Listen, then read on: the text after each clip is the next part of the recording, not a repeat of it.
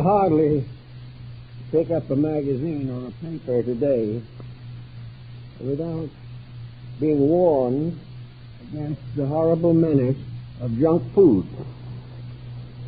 Junk foods are those which please the palate and do nothing for the system. But they have been popular for a long time. There's probably no creature that enjoys sugar as much as an elephant. And lumps of sugar were a joy to the policeman's horse when I was a small boy. And it is still a tremendous attraction for hummingbirds. They do not seem to realize the menace of it all. Or perhaps it doesn't affect them in that way. But if we are of a philosophical mind, we realize that from the beginning of the human struggle for self-improvement, there has been emphasis upon the importance of appropriate nutrition, not of the body alone. The dietitians can take care of that if they'll ever decide what is the best diet. But there are other levels which have to be considered. Emotional nutrition is very important. And the Platonists and Neoplatonists believed firmly that the mind had an appetite, that it had to be fed, and that minds that are not fed get sick, wither up, and sometimes actually die. The mind has to be fed, and food must be appropriate to the needs of the instrument itself. The mind lives on ideas. It lives on various important discoveries.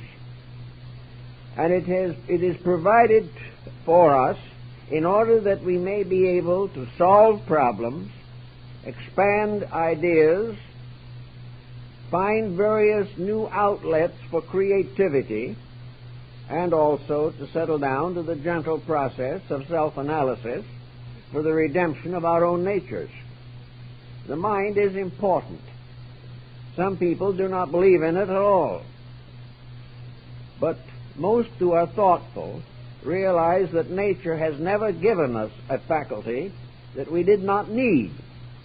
It is not the faculty, but the use and abuse of it that become the major determining factors.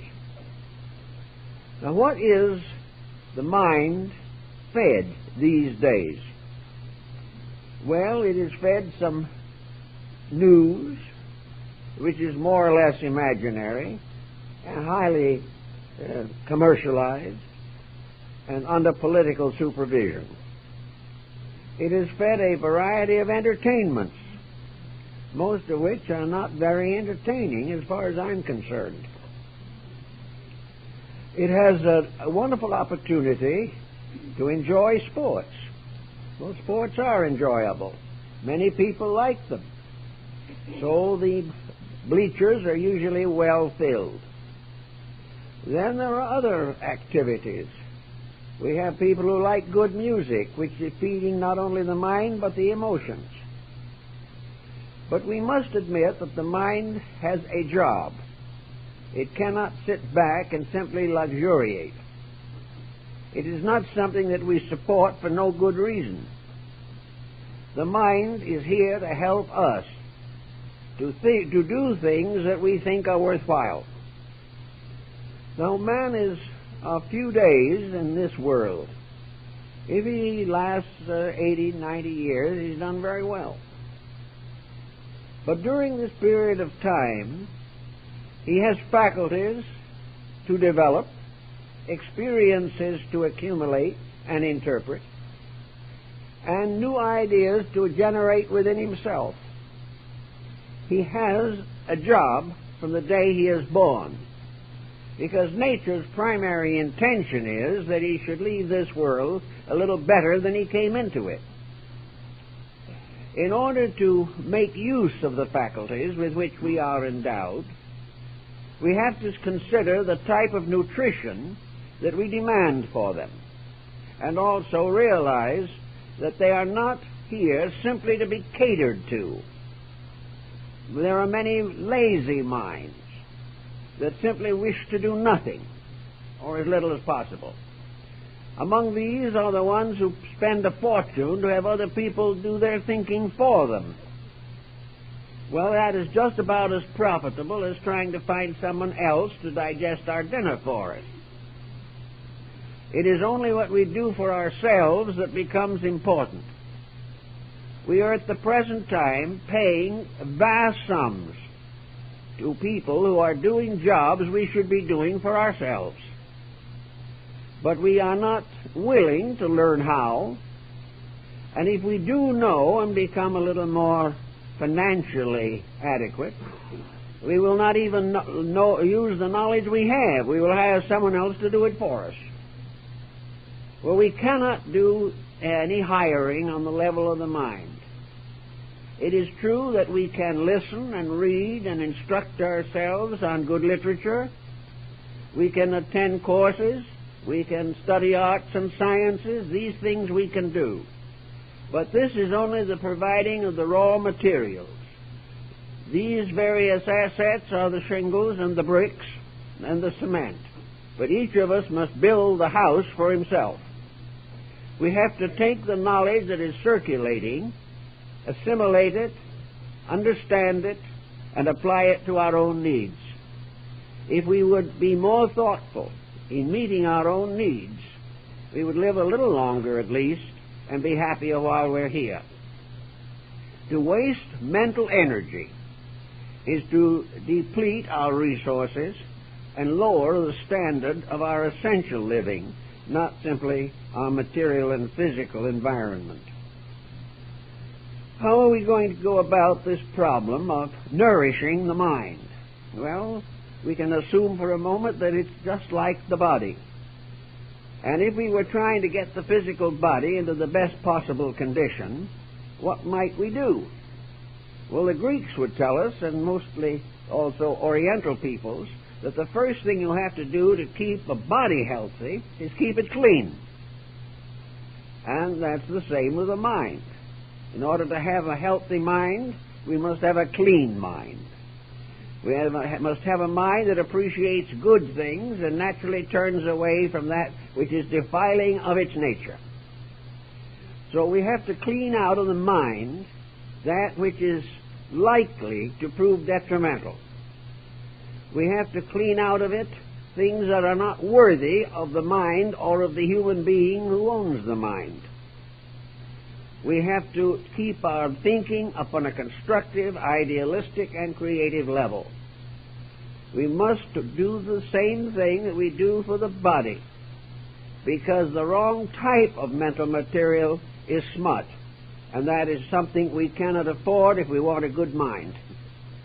Now, the second thing that we have to do physically in order to have fair health is to develop a proper series of exercises.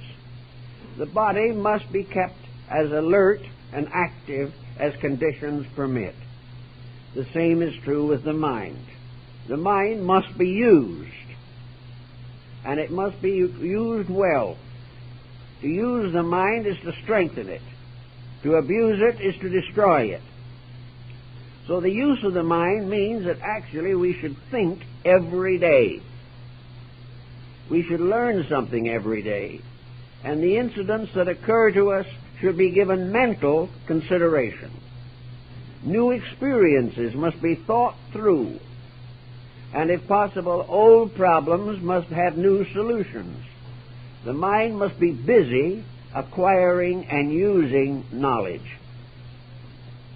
If we do this, we are increasing its providence, we are increasing its health.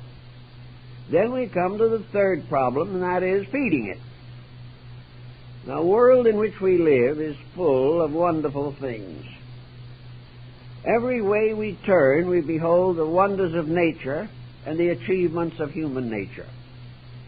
We see the great arts and sciences that are flourishing around us. We behold architecture and psychology, medicine, law, all these fields of learning come to the attention of the mental eye. We see them intellectually, perhaps, rather than physically. We are surrounded by a universe of knowledge, and we have within ourselves an instrument to do something with that knowledge. We are not supposed to very carefully evade and avoid everything that might be of value or stimulation to us. In order to have the mind start out reasonably well, also, like the body and the person, a little education helps. And here it becomes a rather ticklish situation. Education is not generally very productive these days. Education does not help us, usually, to build a purposeful life. But one thing education can give us is routine. It can give us organization. It can place small responsibilities upon us so that we have the lessons each day when we go to school.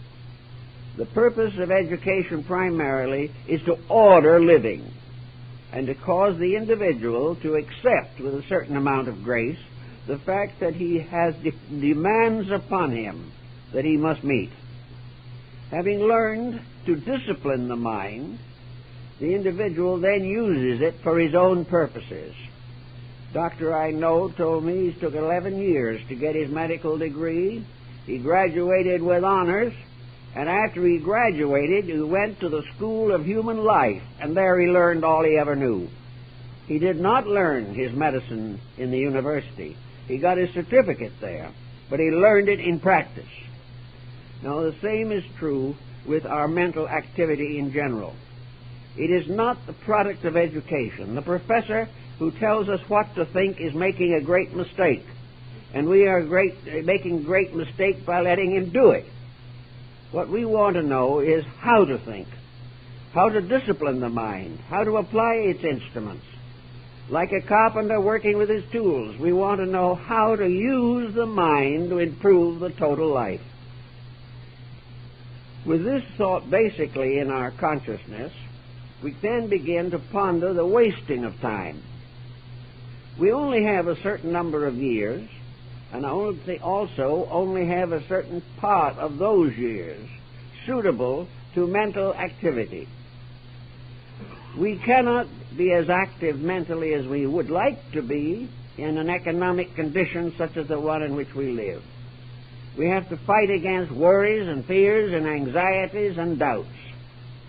We have to be very careful that we do not end with a mass of prejudice that we can do nothing about. So we have to realize the importance of using mental time and mental energy for some reasonable purpose.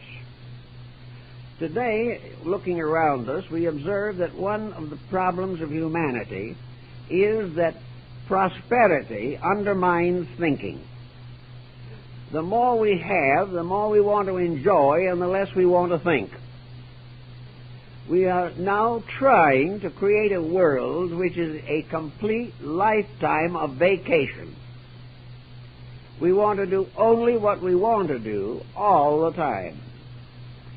Circumstances do not permit the full gratification of this impulse, but we try our best to escape every attitude or responsibility that interferes with having fun. Now, having fun for the average person mentally is the same as the junk food. Fun can be a contribution, but when we live for it alone and sacrifice everything for it, we soon find that it is not a substantial material. It does not nourish us adequately. Fun is important. There is no reason in the world why we should not enjoy living as much as possible. But fun that is completely devoid of intelligence and does nothing to nourish us or build anything into us should certainly be kept at a minimum. The real purpose of life is not just to have fun, but it is intended that we should help to build a world in which happiness is possible for all of us. But having fun and happiness may not be the same thing. But either one, happiness or fun, as the Arabian Nights tells us, must be earned.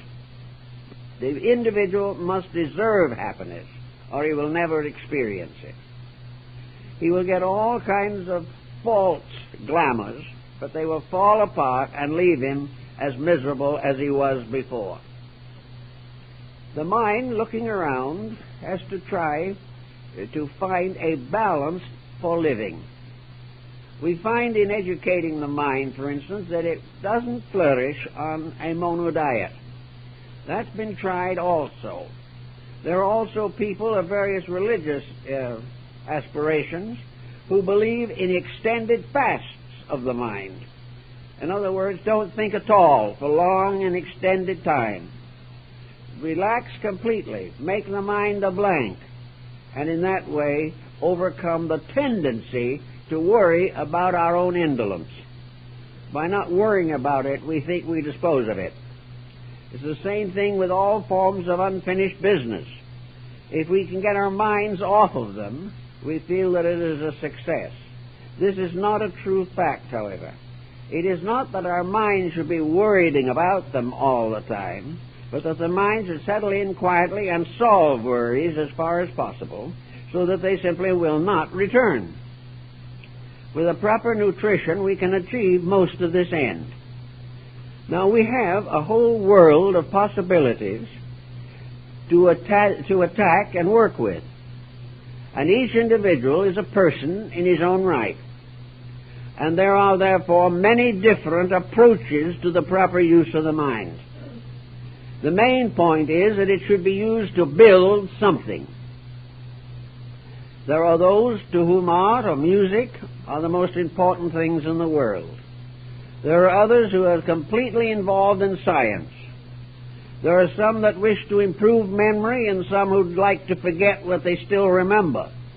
There are all kinds of personality patterns. So each individual must come to some kind of a constructive conclusion in which he uses his mind to find out what is best for his mind to do. He has a right to use his mind to make decisions, but these decisions must also meet the requisites of his conscience and be suitable to his estate in life. Therefore, in the study of the mind's nutrition, we must decide what we want to do and then use the mind to help us to do it. The idea that the mind is a nuisance is a mistake. It is the misuse of it that is a nuisance. The mind is necessary to the fulfillment of nearly anything we want to accomplish, secular or religious. Now, there are many who want to use the mind for big problems. Such problems, for example, as answering the mystery of life itself. But the mind also, if we are intelligent, reminds us that there are things it cannot do. And the individual who uses the mind for purposes which the mind cannot fulfill is making a mistake. Now, the minds of different persons are of varying degrees of development. Some can think a little further into the depth of things than others. But there is always a limitation. The mind cannot solve that which is superior to its own nature. Not being able to solve, it rationalizes. Now, the rationalizations of the mind are derived from various experiences of living. We try to understand the causes of things by studying their effects. We seek to keep faith with the universe by observing small areas in which we can understand the workings of the divine plan. We are constantly seeking to know more of the reason for ourselves, and the mind is one of the instruments that we must use. But the mind itself must be trained to recognize its own limitations. On the material plane of things, in daily action, employments may involve mentality. Some of them are largely physical, but nearly all do require a certain amount of mental effort as a support and organizer of skills and abilities. Therefore, because we have to use the minds in the physical world to make the necessary adjustments to advance careers, so in our larger living, the living which involves our place in a divine plan of things, the mind must also be employed. It must be given every possible cooperation and help. Now, some minds have been spoiled by their owners, and a great many have been left comparatively undeveloped. When the mind becomes the servant of ambition, or the mind develops within a person lacking moral integrities, the mind can lead to one disaster after another. The mind can produce a criminal just as quickly as it can produce a saint. All depends upon the person in whom this mind is functioning. Now, most people do not really want to be evil. They do not want their mind to lead them into crime. They would far rather develop some useful outlet for their energies and for their ambitions. But there is still the danger that the mind will tempt the individual to an excess which is not good for him and is dangerous to his own future and happiness. So if day by day we work with this mind, leading it in one direction or another, and it leading us in one direction or another, it is a very interesting and mysterious instrument, and most individuals take it for granted. They don't question it. It never occurs to them to wonder how they think or why they think. It is something at hand to be used largely for the gratification of personal desires. This particular problem, however, is aggravated when the mind itself is seduced by circumstances beyond its normal control. Today, the world is suffering from a terrific headache. The mental processes of the individual have been so seriously distorted that it is now almost impossible to regain control of the creativity and positive thinking with which we associate the mental process. We are forced to admit that the mind has been subject to a kind of habit-forming psychic drug. This drug is made up of all the things that are happening in the world that are contrary to common sense and integrity. We are fed constantly with negative materials which finally do take hold of the mental equipment. The reason they take hold is because the mind itself is not being led by the person in whom it exists. If the mind is not led, it will lead. And when it leads in terms of all the indoctrination it has received. The mind, therefore, can be a tyrant. It can also cause us to accept situations that we should not tolerate for a moment. Usually, of course, the poor functioning of the mind, with its disaster-prone qualities, is the result of the fact that the mental equipment itself has never been educated, never been trained, and never been disciplined. So if we are wandering around with very forlorn attitudes, if we just feel that everything is wrong, the probabilities are that the mind has developed a toxic condition. It has become so nourished and fed and overfed by junk food that it is destroying our lives. Therefore, we have to clear it out and start over again. Most people find great trouble in starting over again on a new mental level. It means too much disrupting of the circumstances which have become part of the environment. The person no longer feels that he can start over again. But he can, to a measure, begin the process of reclaiming his own mind from the slough of despond into which it has fallen. It can be done at home, it can be done anywhere and everywhere. But the first thing probably that the average person, just living along from day to day, will find useful is to broaden the area of interests. The person who is interested in interesting things is beginning to gain control of his mental equipment. If he just wanders around waiting for someone to entertain him, waiting for something in the newspaper to frighten him, wait for some bad news which will justify what he always suspected. If this becomes the habit, the mind is being gradually deteriorated. To begin with, then, a little discipline. It's hard to go back to childhood. No one wants to go back to the time when they had to go around and say yes to all their elders, when they had all kinds of ideas of their own, which no one would let them express. We don't want to go back to a situation like that.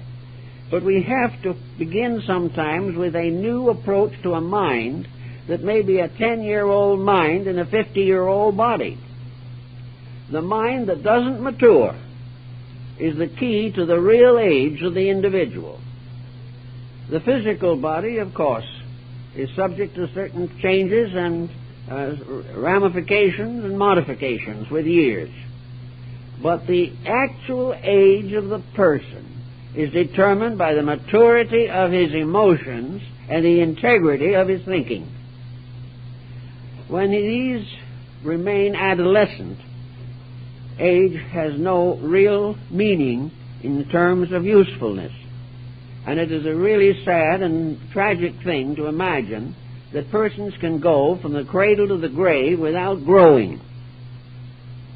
They can so adjust their lives to the fulfillment of creature comforts that nothing of importance occurs to them, because they will not permit importance to be a part of their living. Most people think that importance means work. And if there's one labor we would like to escape, it is the labor of labor. We do not want it. And we come to the strange attitude that if it's good, it's unpleasant. All virtues are regarded as frustrations, just as all obedience to dietetic laws regarding junk foods, all such obediences are regarded as frustrations. We are told to give up the things we like the best, and there are very few that really make it, unless they have some very special inducement. Young ladies, for instance, can go on a starvation diet almost indefinitely for vanity's sake. But most people are not very vain about how their minds look. The body you can see, but you don't know what's on the mind until the individual opens his mouth. And then he is exposing a situation which is really more disgraceful than overweight or underweight of body. To really get to work on a mental life means that the person must develop mental interests. Now, today, almost all interest in this life and in this world is vested in wealth. The individual uses his mind to scheme with. He uses it to find ways of outwitting his neighbor. He also uses it as a way of shoddying goods and justifying sloppy work. The person today wants his intelligence to be directed toward the fulfillment of material ambition. Now, the mind can do a lot in that direction, but where the individual gets centered on this, there's another problem arises. The mind fails to tell him the facts of life because he is not listening to those. It's like the small boy who does not wish to listen to the experiences of his parents. The individual who is completely devoted to the fulfillment of his physical ambitions, who is going to be a senator even if he gets murdered afterwards, who is going to run for some public office simply because the salary is high, or having gotten that public office spends various ways and means to find out how he can increase his salary. All these things are the focusing of the mind upon estates, upon swimming pools, upon campers, very long journeys, and of course an occasional trip to Las Vegas. These become the important things to work for every fulfillment possible of physical comforts and desires. And yet the mind can tell us very quickly that it is all rather foolish. But even if the mind told us that, we don't believe it, because we don't want to. To spend a lifetime accumulating all that we can get of something that we must leave behind when we leave is something wrong with the idea. If we could take our wealth with us into some other dimension of space, there'd be a little justification. But there's very little actual mental satisfaction in leaving behind you a fortune which will ruin the next 3 generations. You might have to live somewhere on a cloud and watch your descendants misuse everything that you have left behind. In many instances, it's all gone in a year anyway. And yet the person himself worked a lifetime to accumulate it. And having accumulated it, sacrificed the spending of it in order to leave it to someone who did not appreciate it. All of this is bad thinking. All this ambition is mental junk food. And to live by it is to die very, very poor. Now, philosophy tells us, and common sense supports it, that we're not going to be able to take these things with us. We also learn from our common sense and our doctor that while we are here, overtaxing ourselves, exhausting our resources, and worried to death about things we can do nothing about, we are destroying what little life we have left. We are using or abusing, wasting vital resources that should have been applied to something more significant. Now, this does not mean that we have to give up all hope of comforts or everything that is necessary to a decent living in this world. It is avarice. It is the overtaxing of our living and thinking. It's the gradual substitution of nothing but junk ideas for the processes of thought. So the time comes when we have to do something to change the pattern. You can consider it today in the present economic crisis, a crisis that results completely from a mistaken notion, namely that everybody on earth can be a millionaire at the same time. This would be a very beautiful thought, but not possible. And if all the wealth of the world was divided equally among everyone in the world, there isn't one person in the million that would be satisfied. We just are not that way. We are not built with that kind of thinking. So if we want to get rid of our social problems, if we want to get rid of the probabilities of war, if we don't want to continue to be exploited by everything, if we hope someday to be able to find people who will do a day's work honestly, if we want these better things to happen, then we have to realize that there is within ourselves a faculty that can help to make them happen. But if it is used entirely for some other purpose, and never gets down to the reason for its own existence, this faculty can continue to lead us astray for the next 10,000 years, because it all arises inside of ourselves. Now, against this situation, then, we have to say to ourselves, if I was dieting physically, I would eat the food that is best for me, if I really wanted to. If I didn't want to, I'd diet for a little while, then go back on the old regime. But presuming we want to have a better way of life mentally, we can begin to cut down the excesses, strengthen moderations, and take a healthy, normal, reasonable attitude toward life.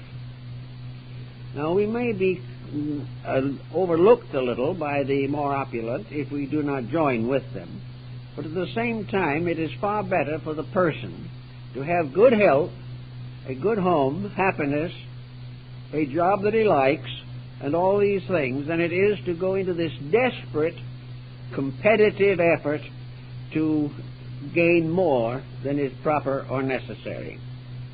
Now, a lot of people today realize this, but they are finding another difficulty that has come along. We are coming into a generation of people in which mistakes have become the norm. The individuals themselves live in a world that is run by mistakes. And they find that it is very difficult to live in this world honestly without being heavily penalized. But that was also true on the dietetic level. Everywhere we look, in television and everywhere where advertising exists, we see these luscious pastries, these wonderful cakes and cookies, these magnificent banquets, this distribution of highly specialized bottled goods, and everything you can think of. We're tempted every minute. And this is true in our mental world. We are tempted every minute to think badly. All we have to do is turn on the tube, and we will be given ample opportunity to wish we were not alive, or to fear that we will not be alive much longer. We pick up a paperback and find that a lot of literature now is explaining why the world won't last another 20 years. So we are being conditioned constantly. We are being frightened to death by situations which actually, if we think for a little while, are not nearly as real as we insist on making them appear to be. We have to realize that in order to get away from the hypnosis of our time, we've got to begin to use the mind ourselves for our own purposes instead of being the victims of the misuses of the mind by other people. Fortunately, each individual in a wonderful way is a fortress unto himself.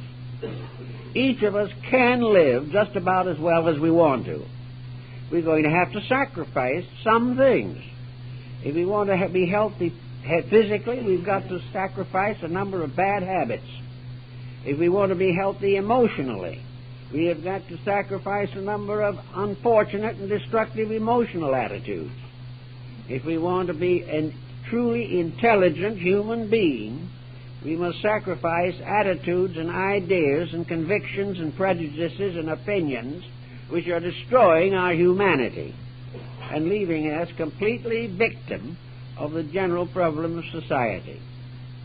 So, it's up to us whether we wish to do some of these things or whether we wish to drift along until the sod is placed over us. Now, if we decide that we're going to try to do something about it, then there is, incidentally, I've noticed, a way of doing some of these things that's quite interesting. For a long, long time, there have been people who have tried to do things better. These people we have called reformers, and for the most part, they are among the most unpleasant of our memories.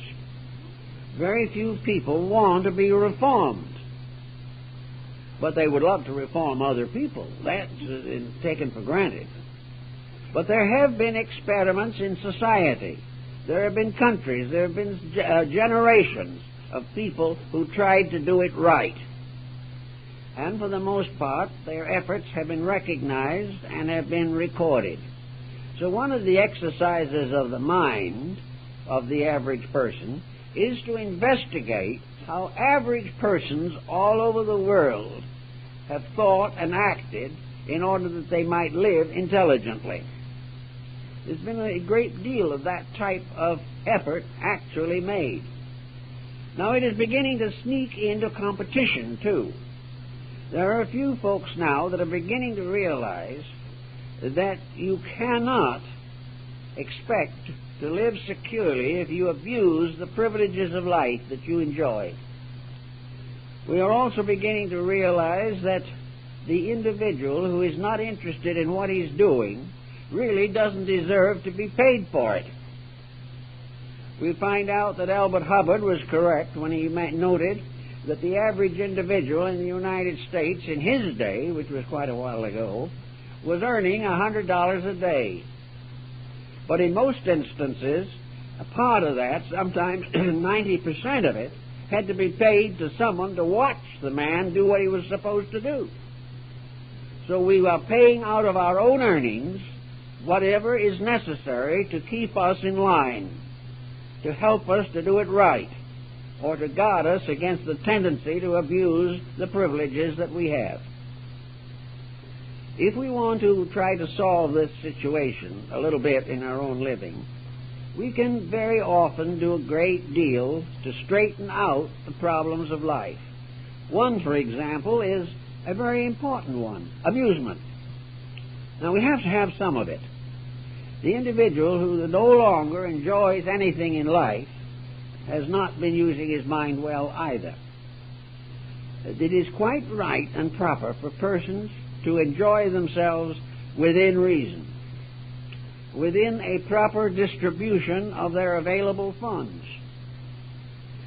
I think the Oriental peoples, I have some figures, we don't want to go into names and places, but at least in several Oriental countries, out of wage earnings, savings will run up to 15 and 18%. That is, in those countries do not begin to have the financial level that we have, but they are able to save out of their earnings.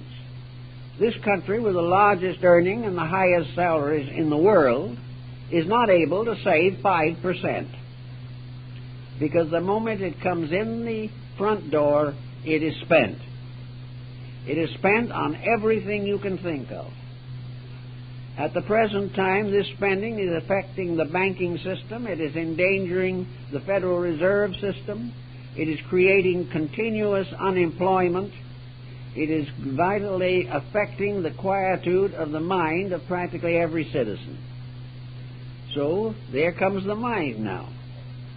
The mind has to settle down and serve the owner. It must tell him what he can spend safely and why he cannot spend something else safely. It will tell him why he should be wise to drive the car he has until it is paid for before he turns it in on another one. He may also learn that he can live a little longer without a houseboat, or that it is not absolutely necessary for him to spend the type of funds that are now being wasted in restaurants. There is no possible way in which an individual or even a family can eat the price of some of the meals that are being served today. And everybody goes out. Why? Because it is glamorous. They love to go and spend 4 or 5 times what is necessary. As a result of this procedure, the bankruptcies of restaurants is increasing rapidly, and the bankruptcy of the individual is way ahead of it. We do not need these things. They are not the basis of happiness. They're not the basis of enjoyment. They do nothing to actually contribute to the well-being of anybody. And if our friends are only friends because of such inducements, they're no friends and never were. Gradually, we are going to have to come down from this exalted level of waste. And we can't do it unless the mind helps us. The mind has got to put us on the necessary economic diet. The mind must lead us in the way that we must go. Now, one of the most important forms of friendship that exists in the world is mental friendship. Individuals who know other interesting individuals.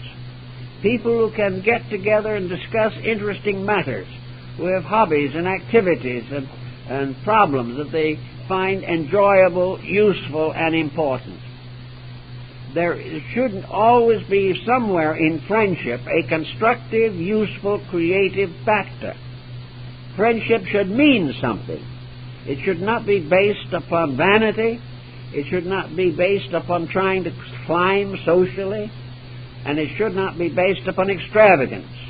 It should be based upon mutual interest. It should be based upon the opportunity of human beings with minds to settle down and have a pleasant evening discussing matters of common interest and importance. The mind has to be given an active work. Otherwise, it will just go to seed, and there will never be an interesting evening. With the interesting evening problem, there comes the matter of checking more deeply into our own subjective structure. Somewhere lurking in each individual is something he'd like to do. Usually he has blocked it because it costs too much, or it is something that he could not get mutual support for from other members of his own family or the community.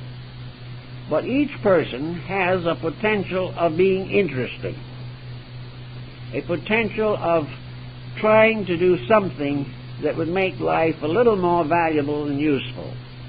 I have a friend who loves to use a 35mm camera and travel about and taking pictures of interesting scenic sites, such as Yosemite and Yellowstone and Bryce Canyon and the Grand Canyon, the Muir Woods, all these things he's very much interested in.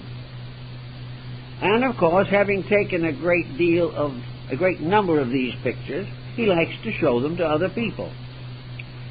Now, he found out a long time ago that if he was interested in taking pictures of himself, he would not have an audience very long.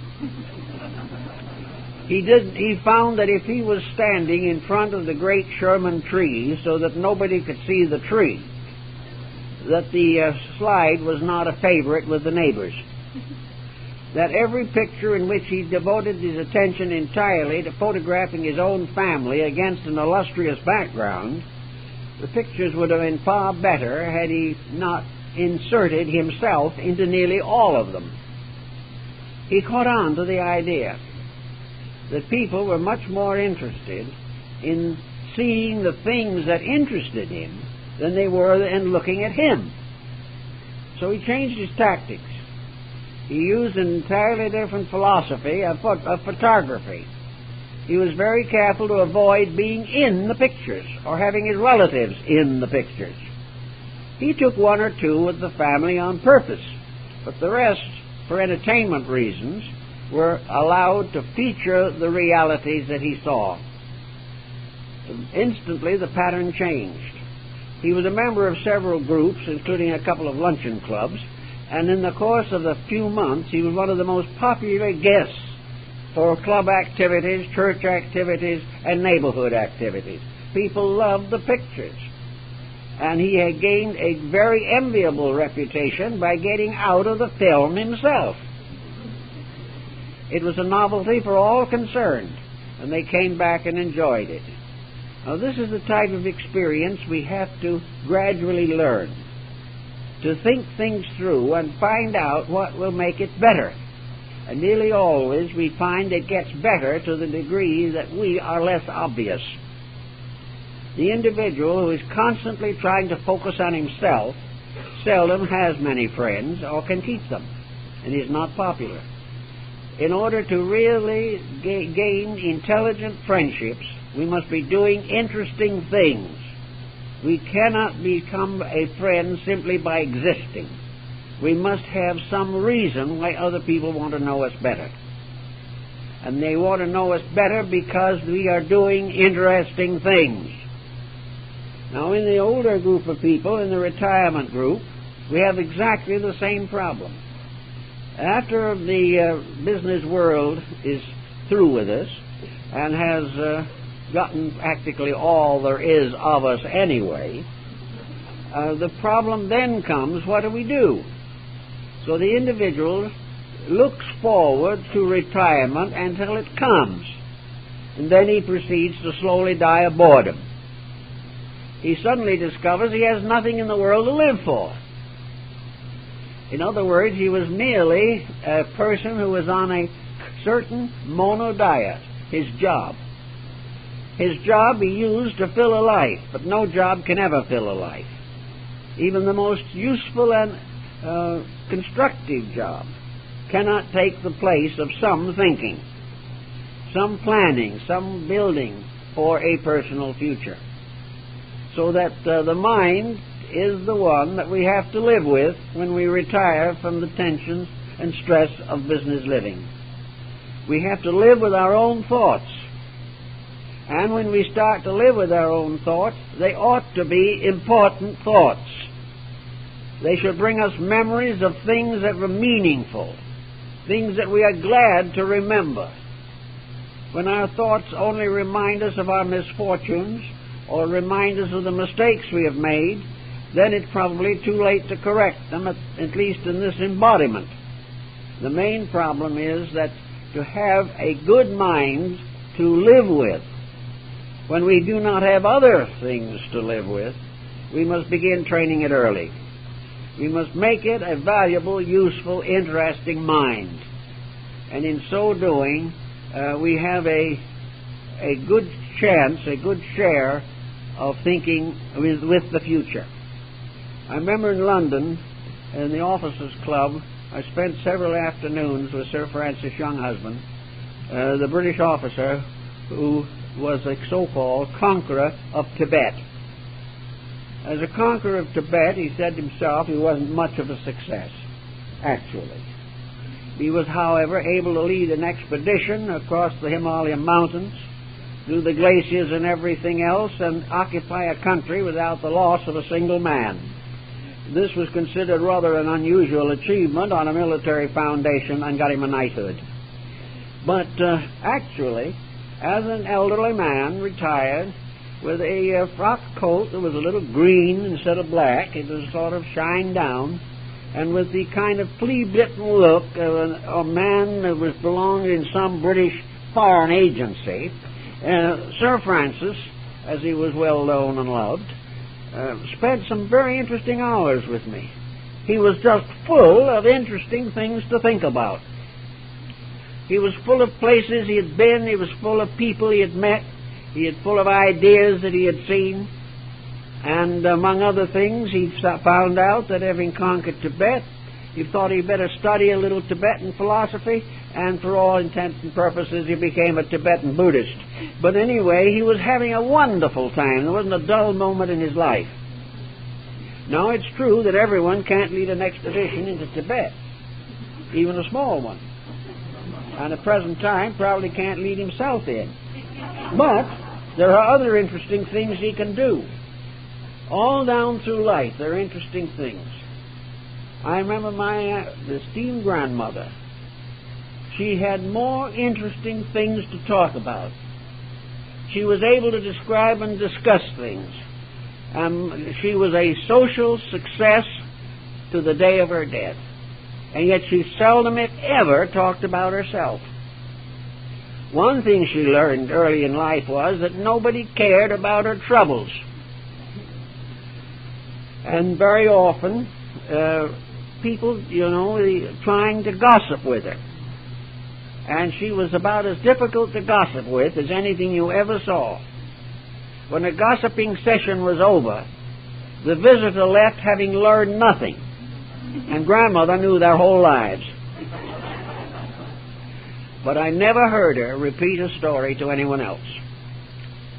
She took it for granted that confidential information was confidential.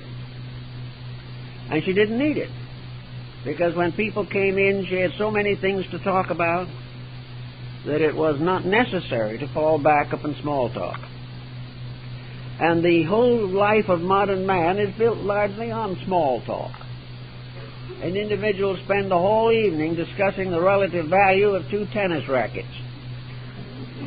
This goes on one way or another through life, until at the end we have managed to go through the years so perfectly insulated that we have practically never had a really important thought. Our thoughts have been too small for us, and they haven't taxed the mind or stretched it into new ways of thinking or living. So if we are in certain doubts, most people are, the individual who doesn't think a little nearly always is in considerable difficulty. The problem comes of how to make an interesting life. That is one of the jobs the mind is meant for.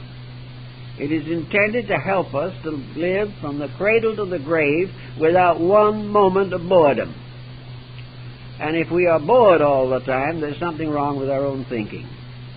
If we can only remember the miseries we've passed through, there's something wrong with our own thinking.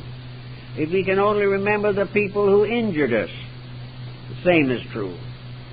Actually, the mind must be filled constantly with ideas which communicate to our personalities in a way that makes life interesting. It can be done. But one way, of course, to do it is to start early by doing interesting things. It's not really easy to begin an interesting life in your 70s, but it is perfectly reasonable to start one when you're 7. Everything that happens in life can be interesting by fact or interpretation. Everything that happens is instruction, and it is also usually instruction rather gently delivered. It only gets more forcefully pressed upon us when we fail to notice the more gentle approach. We have to have these active purposes that have something to do with why we're here. Imagine for a moment, what is man, as asks the prophet, that God is mindful of him? What are we? Are we simply little bowling pins that are being knocked down by time? Are we just here to suffer a little while, or try to make a living, or argue with our neighbors, or have broken homes? Is that life? Is that the thing we're supposed to be doing? Or are we supposed to be just driving around the countryside in traffic just because we're bored staying home? Are these the purposes of life? It is not conceivable that they are. Actually, we are given an equipment to make life not only important, but dynamically interesting. And there'll never be a moment when interesting things are not happening around us. The problem is, do we tune in on them? Or do we walk by them, buried in our own remembrances of our misfortunes? To get started on a process of proper mental diet, the problem perhaps is summed up by one old scholar who said the best way to start to train the mind is to settle down to the regular pattern of having an original thought every day. One original thought. Something that we haven't taken directly from somebody else. Of course, the chances are that it won't be as original as we think it is, but at least it began with us as a personal thinking, a personal effort at mentation. To have a thought and carry it through to a constructive and useful termination can be tremendously important. One way of coming to this, of course, is your old Pythagorean theory of trying to figure out how much we'd be worth when we leave here and go somewhere else. Supposing at the end of this life we depart into another region, another dimension of life, another place, another condition. We don't wish to dogmatize as to what it's going to be, but I think nearly all thoughtful persons agree that there's something out there and that we're a part of it. Now, as we go out through this gate into there, what are we taking with us? What have we learned that is interesting?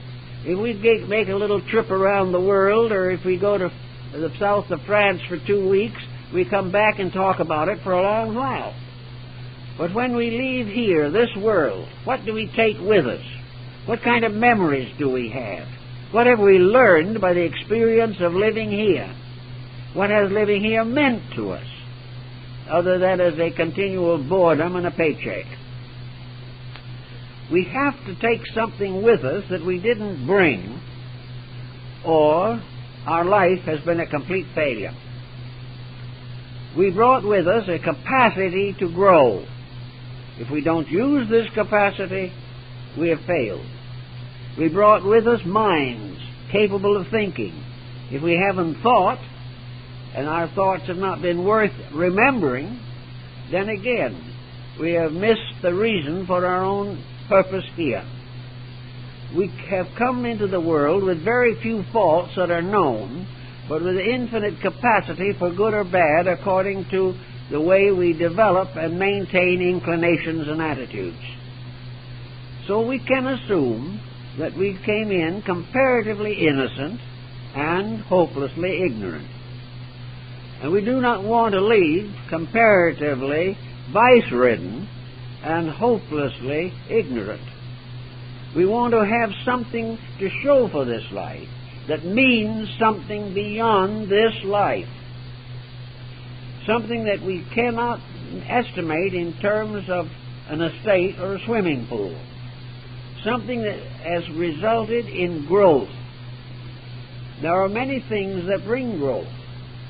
And one of these things is association in life. What has family taught us? What have we learned from children or parents or marriage partners? What kind of a home life has developed within ourselves the capacity for friendship, affection, and a willingness to sacrifice for those we do love? Have we had this experience?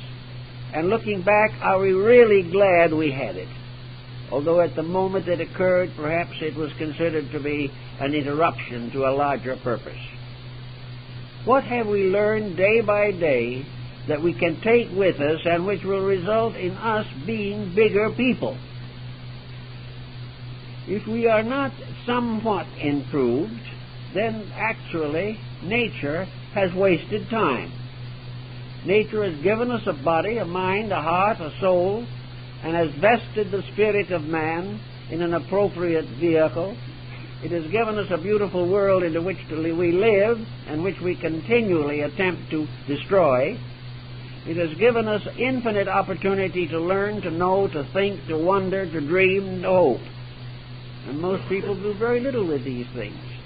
Yet at the time when we leave here, we are only going to take with us what we have appreciated, understood, gained through association, what has enriched, matured, mellowed the inner consciousness with which we have been endowed.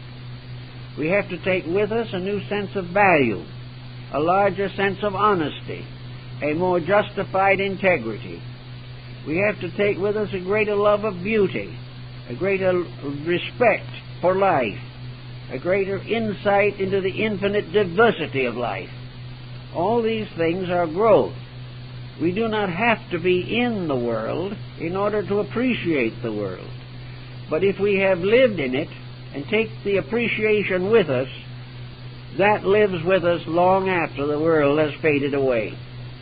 Everything continues to exist within ourselves if it has ennobled our own conduct and enriched our souls. So there has to be this dimension. And we can pause at any day of my life and say, if at this moment I drop dead, what am I?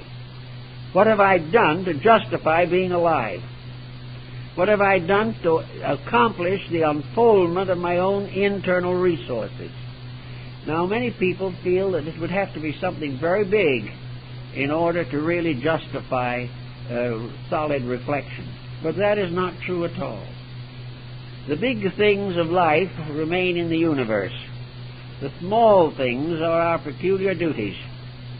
And if at this moment, if we should be stricken, we can remember friendship, love, service, unselfishness, if we can realize that someone was grateful for something that we did, or that we were grateful for the privilege of being able to do something, that in some way we understand better, we love more deeply, we appreciate more sincerely, we forgive more quickly. All of these things are growth. And at any moment that we can look upon life and see these qualities and know that we have developed them within ourselves, at that moment, even if death comes, we shall have life everlasting. Because we live and breathe and perpetuate ourselves in the nobility of our own growth, getting to be more in terms of what we were intended to be. That we were intended to grow. We have faculties no other kingdom of nature possesses. We have an environment which we can mold into something better. And it all depends on what we take with us out of here. Now, most people who are interested in philosophy and things of that time have a suspicion that reincarnation is a very factual law. We are inclined to assume that it is the only possible answer to the riddle of life. the average person certainly is not good enough to go to heaven and not bad enough to deserve to go to hell. Somewhere in the middle distance is where he's going to go, and it's probably right here. Now, supposing you go through life, and you go on and on and on to the end, and you depart from here, and you have managed to escape anything important in this life. You have learned nothing. You have not grown in anything. You have not learned to cherish the good. You have not learned to outgrow the evil. You have not learned kindness or thoughtfulness or anything of this kind. What will you come back as? Well, the very possibility is that you might come back as a dictator. And having never learned that peace means anything, or that honesty is worth cultivating, or that there is anything to live for but the satisfaction of ambition, you can become a tyrant. You will come back a tyrant, and probably as a tyrant, die as one did in a bunker in Berlin. That was the end of a life that brought with it into this embodiment very little of refinement, of understanding, of insight, of kindness, affection, and dedication. So those who go out of here without having accomplished much will have to come back with a small accomplishment and try to do a little better. And this may go on for many lives. It will go on perhaps as long as the petroleum lasts. But whatever it is, nature is going to wear out our selfishness if we don't do something about it ourselves. It is going to bring us back again miserable, frustrated, unhappy. It's going to bring us poor relationships and a bad career, as it did in the past, unless we do something about it. Therefore, the proper mental and emotional diet is essential to the long-range pattern of our own purposes. If we do not want to come back to a world that's a battlefield, we don't want to leave it as an embittered and embattled person. We have to gradually, through the period of time, let the growth of things that are important gradually take place within us. We have to, one by one, overcome the narrow, selfish thoughts that have kept us in trouble all through this life. Now, if we have to look forward not only to the rest of this embodiment being more or less disturbed and destroyed by our own conduct, and we may very likely face a future of more embodiments of same caliber unless we do something about it. We realize that nature has decreed in this universe that we are not going to get out of trouble until we stop getting into trouble. And we are not going to have a vicarious atonement. We are going to have to pay our debts.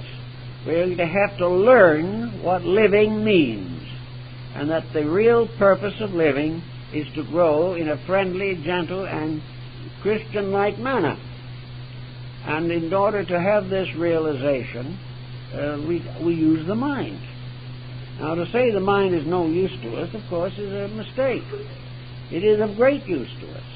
But it can be so contaminated that it is no longer capable of functioning.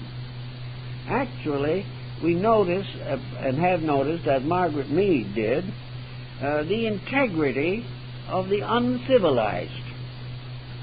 Native tribes in the heart of Africa or in some island of the South Pacific have integrities, and they have codes, and they have systems of honor.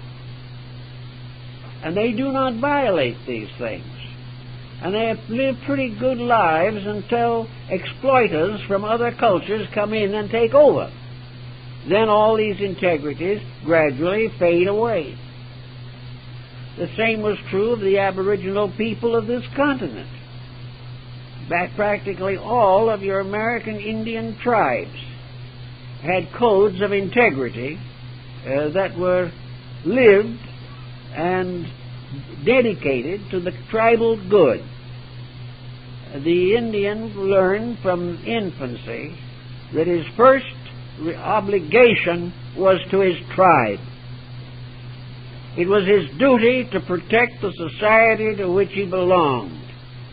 Personal ambition was nothing in comparison to the need of perpetuating the common good.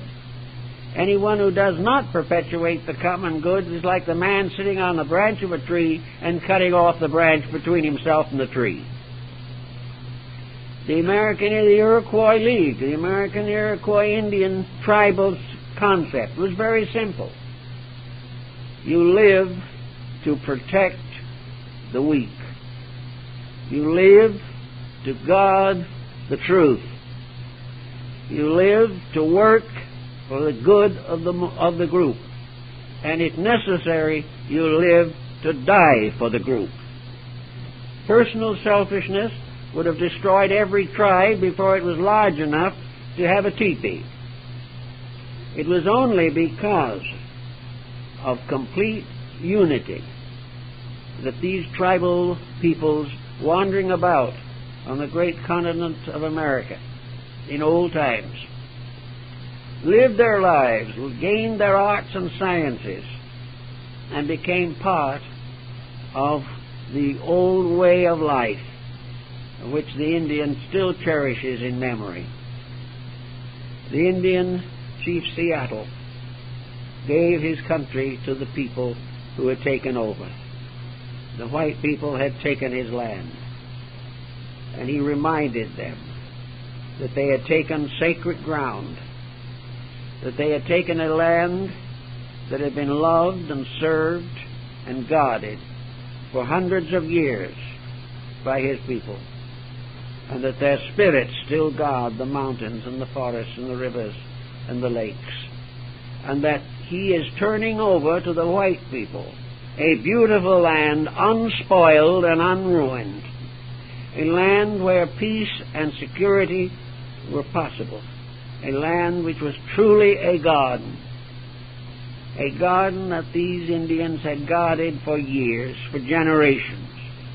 So the old chief, when he turned it over, said, treat it right, do right by it, do not destroy that which is the great gift of the Great Spirit.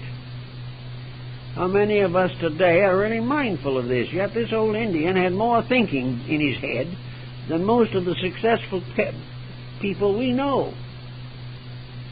This old Indian knew that each of us is given a life and a world in which to grow, and that we serve that world to make it beautiful. And when we take a wilderness and make it into a garden, then truly we are living according to the will of heaven. So it is our problem to start in and use the faculties and facilities at our disposal to gradually civilize ourselves and realize that what we call civilization today is a confused and unredeemed barbarism. We are not civilized. We are not capable of fulfilling the first need of civilization, which is civility. We are not gallant, we are not kindly, we are not thoughtful. But the mind is the thing that makes the difference. The moment we decide to use the mind instead of abuse it, the arts will flourish. Music will begin again to dominate our world. Our books will be better written. Our programs will be inspiring. Everything we know will be better when we think through, and also when we help to make it better by refusing to compromise our own principles simply because others do. We can say it's all right, the other fella can eat the cream puff, but if it's junk food for us, we won't eat it. And the kind of things we are getting in the form of so-called education, news, commentation, industry, is almost all of it heavily involved in junk. Therefore, the time is for the person to reduce his needs to that which is essential, to use his faculties for the unfoldment and evolution of his own consciousness, dedicate his life to the common service of something more important than gratification. Doing these things, we make an important life. And as we realize that life is not merely 70 or 80 to 90 years, but life is forever. That we are going to go on living, and we are going to go on living with the consequences of our own conduct. And if we do not improve ourselves, the next time there'll be again the same troubles, the same insecurities, the same delinquencies, because we have not corrected them. Man is an evolving creature. An evolution for man is a gradual regeneration, a rectification of conduct. We are here to be a little better every single day. We are here to outgrow all limitation. We are here to outgrow ignorance and superstition. We are here to realize that we live in a universe where there is nothing to fear except our own ignorance.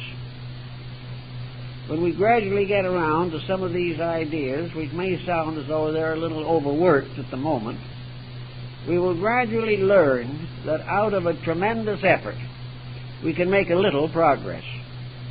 Out of gradually changing some of our ways, we will discover that with every important change in our own conduct, a new world opens to us. The moment we become better, the world becomes better. The moment we understand more, misunderstandings become less. And as we understand more and more of life, we will understand more and more of God. We will understand the universe as a great benevolent area of opportunity. We will realize that we live in a sphere of infinite opportunity. And it's the same world that we call infinite responsibility. But opportunity properly accepted and used is a joy, not a burden. The individual who does it right is happier than the individual who escapes doing it at all. So we get this junk out of our minds and out of our emotions, we will begin to see the wonderful things that can happen. We will begin to understand people better. We will understand religions better. We will realize that competition is not part of the universal plan. Competition may exist where intelligence is inadequate to accomplish survival. But if we use the inward resources of ourselves, competition is completely unnecessary.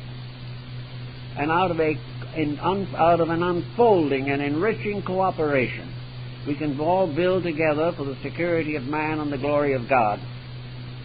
These things we have to think about. And if we do think about them, we will work together to solve them. And each person can begin to use his mind for the purpose it was intended. The mind was given to us by the infinite in order that we might become aware of the infinite plan. The sooner that we realize this, the better off we'll be. This is how we can change a superficial, unprofitable, disappointing existence into something that is truly a glory unto the heavens. Actually, each individual is a divine spark that can blaze forth with the light of the infinite.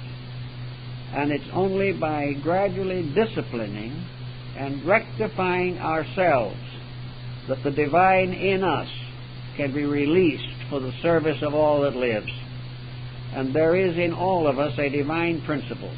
And when this awakens in us, as in other forms of life in nature, we will suddenly discover that the divinity in our own collectivity becomes a heaven. For heaven is a place in which we live forever in the presence of God.